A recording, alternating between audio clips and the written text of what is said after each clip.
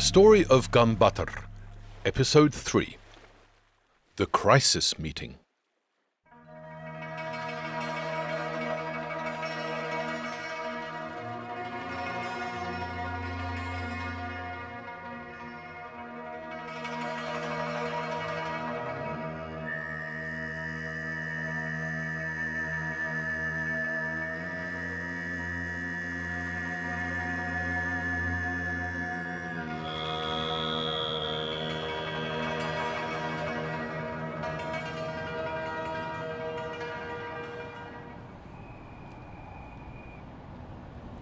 Not long after Ganbaatar had started working at the Ministry of Agriculture, his boss made the short journey from the ministry building to the government palace.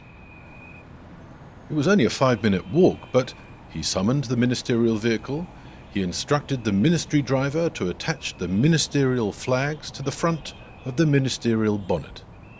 He was, after all, the Minister of Agriculture, the third most powerful man in all of Mongolia after the president and vice president. Actually, he thought to himself as he settled back into the leather upholstery of the Zil limousine, the vice president was really just a spare. The Minister of Agriculture was really the second most powerful man in Mongolia.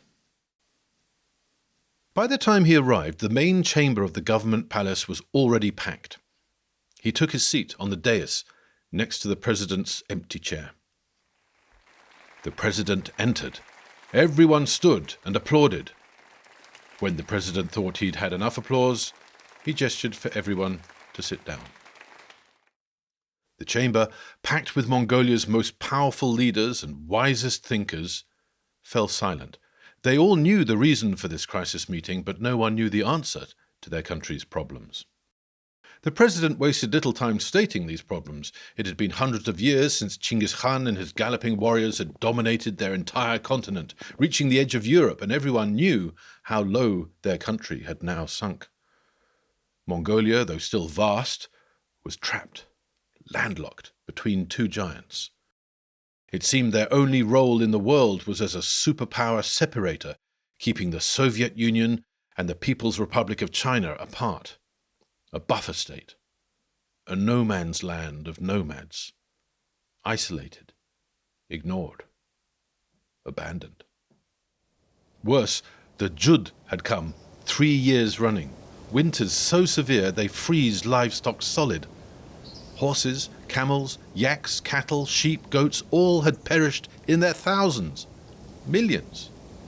Nomads without livestock become refugees, and the capital was now surrounded by a radiating spatter of ger, as desperate, destitute, and starving Mongolians from all across the nation sought help to survive.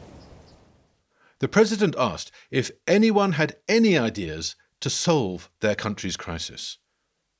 Then he sat down. The Minister of Agriculture felt he should stand and say something, but he couldn't think what. The silence grew. Then, from the back of the hall, a hand was raised, and a reedy voice asked permission to speak. Heads swiveled to the back of the hall, pens hovered above notepads. When Professor Dalai spoke, Mongolians listened.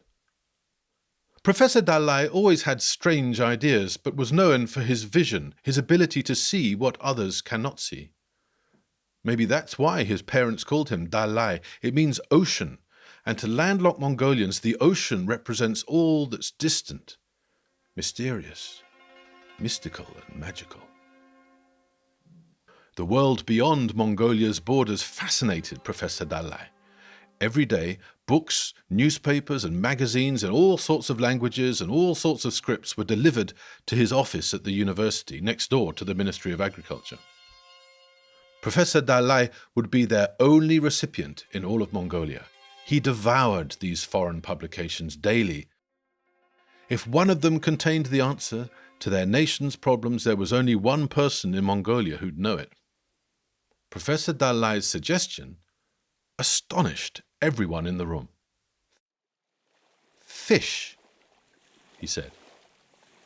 While our people starve, our rivers and lakes are full of food. Our land is blessed with rivers and lakes. If we learned how to raise fish, we would never go hungry.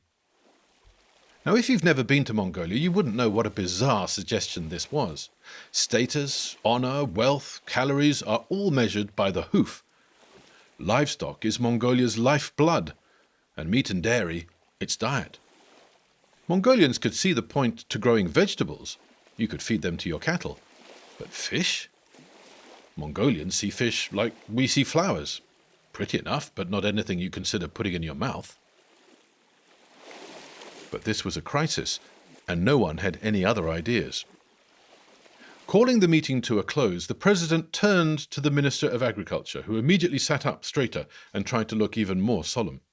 "Minister," said the president, "choose 5 of your brightest staff and send them to Russia to learn the mysteries of fish farming." This, then, was how Ganbaatar's fate was sealed, and his unique story set in motion.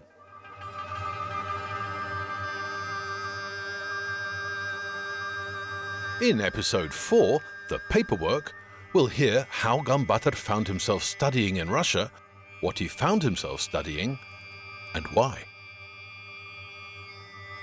The series was written, narrated, and produced by SternWriter. Audio production by Samuel Wain. The Truth Lies in Bedtime Stories is a See-Through News production. See-Through News is a not-for-profit social media network with the goal of speeding up carbon drawdown by helping the inactive become active. For more, visit seethroughnews.org. Thank you for listening.